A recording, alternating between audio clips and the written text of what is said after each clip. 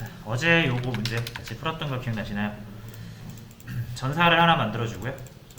전사에게 3개의 뭐라고 해야 되죠? 데이터를 주는데, 하나는 전사의 이름, 하나는 전사의 나이, 하나는 전사의 무기예요. 자, 이런 20분은 홍길동, 자 이런 것처럼 여러분들이 그동안 써왔던 이렇게 빨간색으로 나오는 이런 자료형 있죠? 이거 이제 기본 자료형이라고 하고요. 이런 것들은 값 그 자체입니다. 이런 거 20, 홍길동 이런 거 이제 그 값 자체인데, 예를 들어서 우리가 이 클래스를 해서 뉴 만들잖아요. 객체라고 하죠, 우리가 이런 것들. 객체는 항상 또 강조를 드리지만 객체 세상이 따로 있어요.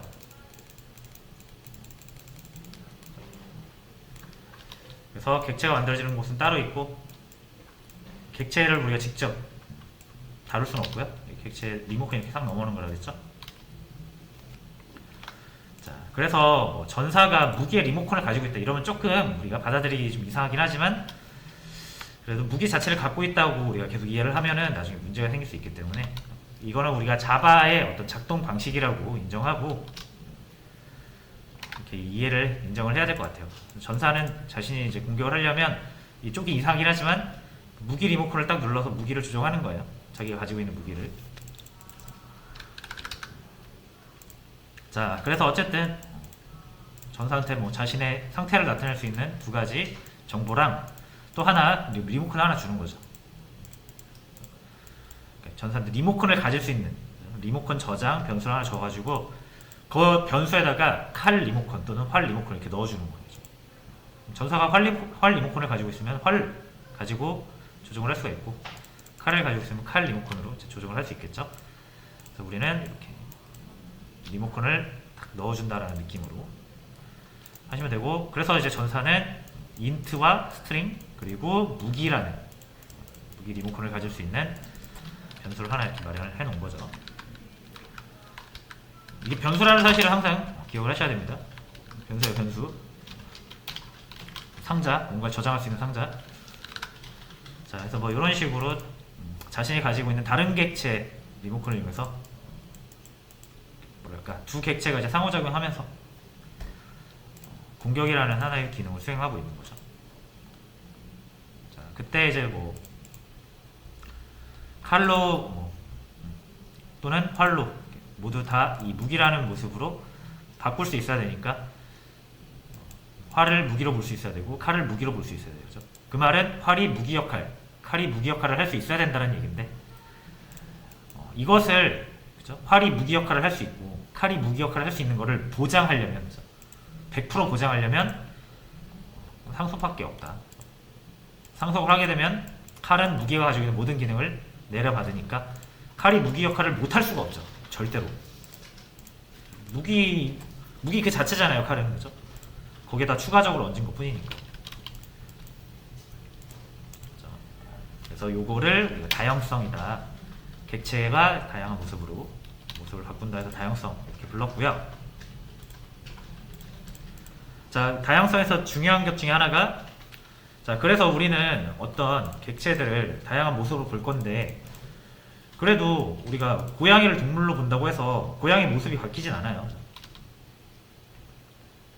막 고양이가 갑자기 막 투명해지면서 뭔가 좀 더 뭉그러지면서 동물 형태만 남고 고양이 모습은 사라지고 막 그러진 않잖아요. 하지만 우리가 이제 고양이를 동물로서 다루면은 동물이 할 수 있는 것만 시키겠죠. 그래서 객체가 모습을 바꾼다고 해서 실제 모습이 바뀌진 않아요. 그냥 우리가 동물처럼 다루겠다. 그런 거지. 자, 그래서 이제 무기 역시 마찬가지로 뭐 무기 칼이 뭐 베다라는 것도 있을 수 있고, 찌르다라는 것도 있을 수 있고, 뭐 활은 쏘다 뭐 이런 게 있을 수 있고, 당기다 뭐 이런 거 있을 수 있는데, 2개가 각 다른 객체니까 당연히 다르겠죠, 생김새가. 하지만 둘 다 무기로서의 어떤 공통적인 특징이 있으니까 우리가 얘네들을 무기로 바라보기 위해서는 얘네 둘 다 공통적으로 할 수 있는 거를 시켜야겠죠. 그래서 뭐 공격이라는 좀 더 공통적인 기능을 만들어냈고, 칼도 활도 이제 공격이라는 기능을 수행할 수 있게 하면 돼요. 무기의 어떤 본질이잖아요, 공격한다는 게. 그렇게 만들어 놓고 수행을 하는데, 자, 근데 아까도 말씀드렸지만 칼과 활은 공격 형태가 다를 수 있어요. 제가 예를 들어 이렇게 얘기해 볼게요. 정말로 여러분들이 배달을 이렇게 만들었어요.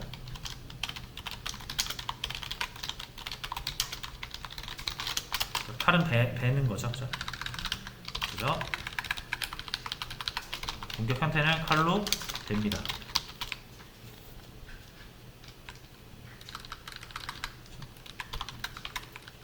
자, 그리고 활, 쏘다로 할게요, 쏘다.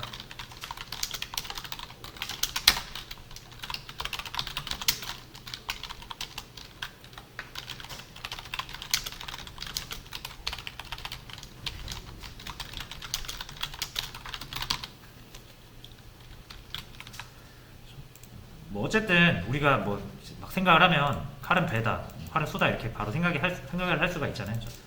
그래서 배는 형태를 만들고 쏘는 형태를 만들었어요. 자, 그러면은 모든 무기가 벨 수는 없고 모든 무기가 쏠 수는 없잖아요. 그러니까 칼을 무기로 봤을 때는 배달을 할 수가 없는 거예요. 어떤 무기로서의 어떤 공통점을 나타낼 수가 없으니까요. 그래서 이렇게 공격을 하면 뭐 이렇게 공격을 하진 않겠죠. 자, 그래서 어떻게 해야 돼요? 이 칼과 활이 모두 공격이라는 기능을 가져야 된다는 거죠. 근데 같기는 같죠. 칼도 활도 공격이라는 메소드를 갖기는 가져요. 그러니까 우리가 시킬 수가 있는 거고. 하지만 자신들의 방식으로 공격을 하는 게 아니니까, 작동을 하는 게 아니라 그냥 부모가 물려준 대로 쓰는 거죠. 칼로, 아니, 무기로 공격합니다로 그냥 바꿀게요. 무기로 공격하는 것 뿐이에요. 자, 그래서 만약에 이제 칼과 활이 무기로서 작동을 하려면 얘네들이 이제 공격 메서드를 가지고는 있지만 자신들의 방식으로 공격 형태를 가져야 된다는 거죠. 그래서 보이드 공격 만들어 주시고, 얘도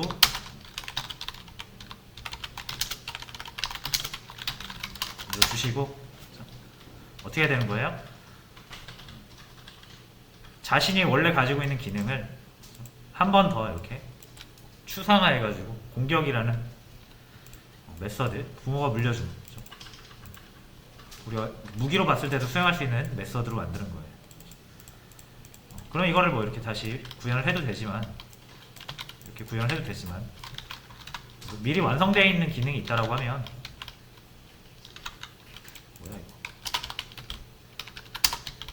이거, 여기서 그냥 이렇게 불러오면 되죠.